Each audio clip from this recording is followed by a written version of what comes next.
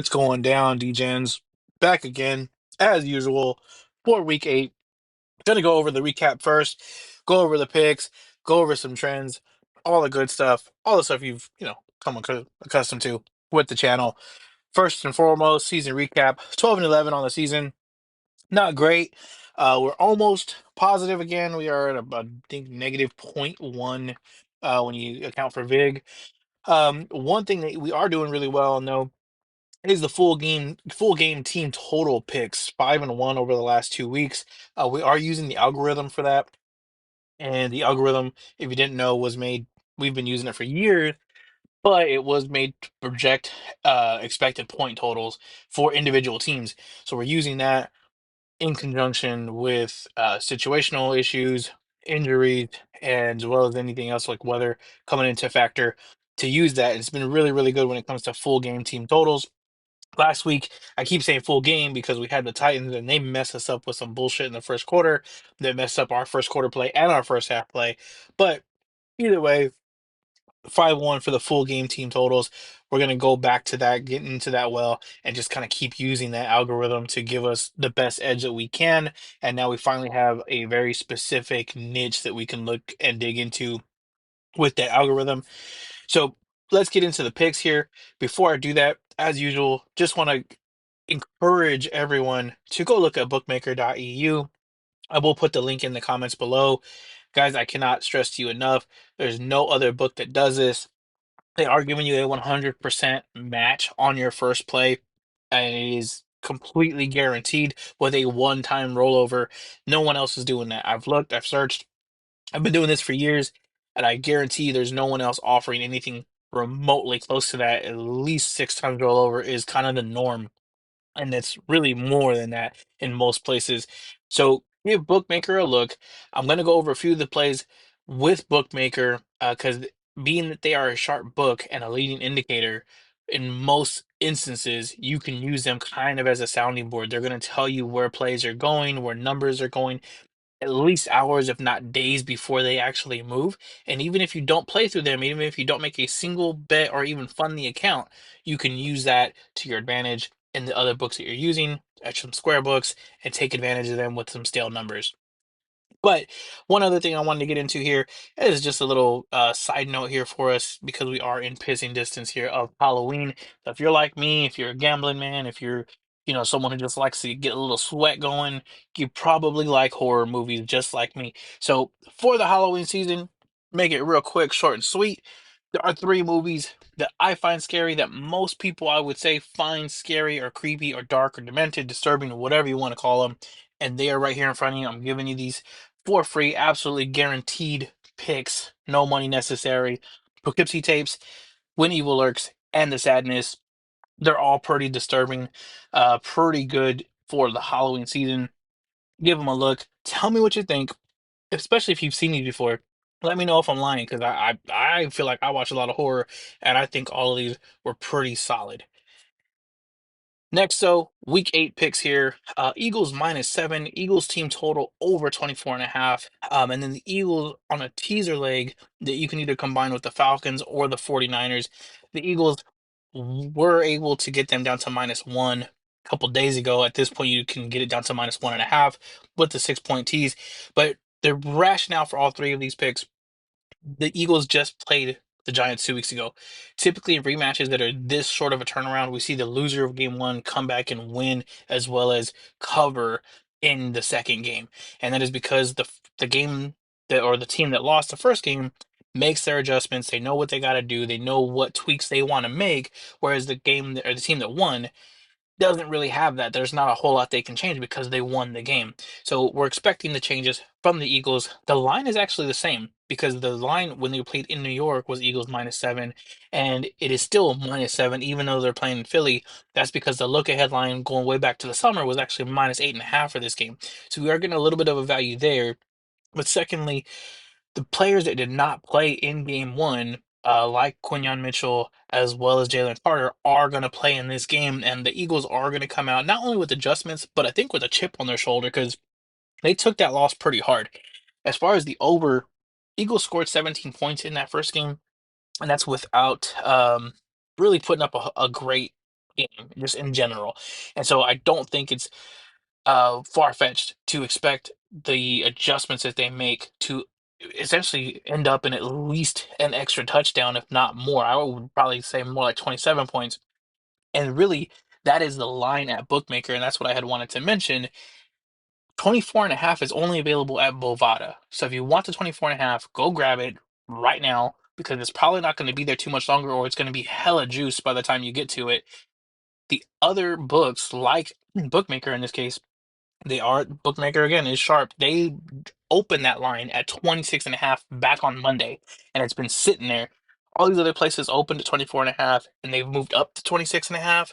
Bookmaker, like I said, 26.5 from day one, and they are actually kind of what encouraged me to hop on the line at 24.5 back when I did. And that's, I think, more an accurate line.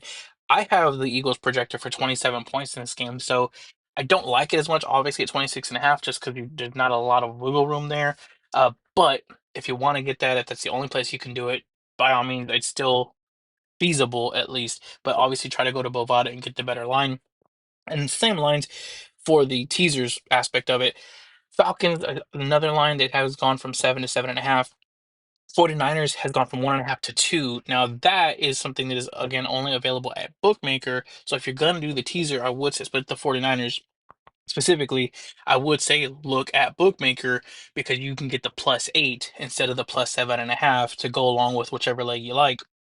But both of those teams in good spots for the teaser. The Falcons just look to be completely, you know, they should be able to overmatch the Dolphins without issue. Dolphins are just a total mess right now. I don't even know where to start on that. Everything that they touch is just going to shit right now. 49ers, on the other hand, in a close game, we're expected to be a close game with the Texans, but I could see them winning this game just because they are a very competent, well coached team. But even if they lose this game, asking the Texans to win by margin, win by more than a touchdown, is asking a hell of a lot for a team that barely puts up a touchdown a game. So, an offensive touchdown, I should say, a game. So, I love the 49ers in that teaser leg, especially if you can get it to the 8. Next set here is going to be the Browns. It's the Browns and Patriots under 40.5, Browns +7, Browns money line for a quarter unit. Rationale on that one, Browns and Patriots. The Browns are going to be by far the best defense that the Patriots have played. They have a negative EPA, negative, I believe it's .109, which is huge because every other team the Patriots have beat this year, and even teams that they lost to, have had a positive EPA, which, if you're familiar with defensive EPA or expected points added, you do not want a positive EPA. That means that your defense is allowing positive expected points to the opponent, whereas negative is the opposite of that. Cleveland is negative, and they are by far easily way, way better than anyone else. And I apologize. I wish I had more, a better way to indicate that to you. But the EPA is gonna be the best way to do that at a negative .109, whereas the other teams they played, not only are they positive, but teams like the Dolphins, uh, that this Patriots team beat are plus 109, right? Or plus 100. So huge swing. So I do not expect the Patriots to come out looking nearly as hot as they have been. Secondly, the Patriots are what we call an exhale spot. So anytime a team goes on the road for 3 games straight, they come back, play a home game. That is an exhale spot. And that is because exactly what it sounds like. You're basically on a business trip for 3 weeks. You're not seeing the family. You're not doing anything. You're just focusing on football or on business, right? When you come back and you're going to be home for at least a week or two, stuff adds up, right? You got the honeydew list, kids need this, kids need that, family needs this, got parties, we got things to go back, we got work to do as far as like home stuff, not football field stuff. And typically we see these teams come back and they kind of relax a second. And even if it's just the first half, typically these teams have a little bit of a rough start with that first back the game back home. And I wouldn't put it past the Patriots to struggle with this entire game because the Browns are such a good defense. So even if they slip up for just a second, it's gonna cost them. And in this game, that's really why I like the under, as well as the fact that both the Patriots and the Browns have kept at least 4 out of their 7 opponents, and the Patriots actually, I want to say 6 out of their 7 opponents under the total. The Browns are, I believe, 5 out of 7 under the total. So both these teams, solid defenses, keeping their opponents under their respective team totals for the full game to stay under. The Browns +7, like I said, is the next hell spot for the Patriots. And in a low scoring game where we expect something like a 14-17 kind of game, those 7 points are going to be vital. That's huge. Lastly, the Browns money line, because again, in a game where we think that this underdog has a legitimate shot to keep this close, to come down to the wire, even if you just put a quarter of a unit on it, it's usually about +250 to +300, depending on where you're at. Get obviously the best number that you can, but that money line pick is going to be pretty solid. Lastly, here, 49ers and Texans under 40.5. We talked about the 49ers earlier. They, as well as the Texans, are having so many injuries. And the 49ers defense has been able to kind of compensate and work through that just because they're a competent, well coached team. Texans, offensively, not so much. Like I said, the Texans are really lucky if they get past one offensive touchdown a game. It's usually get to the red zone and do a bunch of field goals. So the 49ers, obviously, they're still suffering through their stuff. They haven't had a lot of success in the red zone. I could see this game being a very low, like a 13-10, 17-10 kind of game. Either way, I don't see either of these teams really blowing up for like 30 plus points. And in that case, give me the under 40.5. As far as individual team totals, two of these games, unfortunately, or one game that has two of these teams, unfortunately, takes place Thursday. So if you're watching this late, I apologize. But Vikings over 20.5, Chargers over 22.5. Both of those teams have consistently allowed teams to go over their total. The Chargers, in fact, have gone 4 games in a row allowing their opponents to go over the total. The Vikings have allowed 6 out of their 7 games to go over the total, their team total, that is, for their opponent. They are playing each other, obviously. And on top of that, both these offenses are doing very well. Both of them are getting their players back. I see these coaches as being very competent, being able to kind of scheme up some points for their players. Great receivers across the board, decent talent everywhere. Um, Carson Wentz is probably the weakest link to all this, but even with that, he has looked very solid behind that Vikings offensive line. I love both those team totals over. The game total was actually at 44.5 or 45, depending on where you're at, the last time I looked at it. But both of these are lower, which is why I like the two individual team totals better than the full game total. Lastly, the Bears over 20.5. They are playing the Ravens.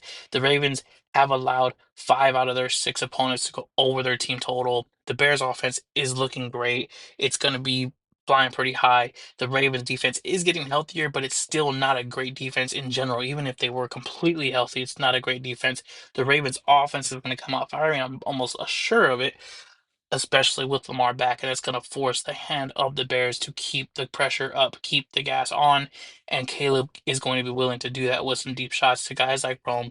Hopefully, DJ is healthy. Give me the over 20.5 for that game. And then lastly, we just have some trends that I like to go over with you. Teasing with the Rams, Colts, Cardinals, and Texans have gone perfect. Those teams, when teased, you have not lost a single game yet. Teasing against the Eagles, Jets, Dolphins, Saints, and Cardinals, same thing. You have not lost a single game if you've teased against them.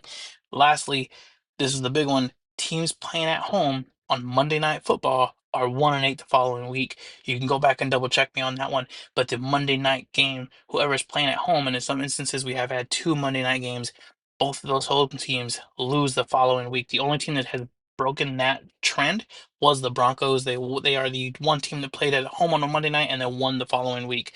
Take a look at that. You can't use it this week because both the Monday night teams from last week are on bye in the Seahawks and the Lions, but we will be able to use it next week and moving forward. Thank you again, guys. Y'all have a great day. Go make some money. Speak with y'all soon.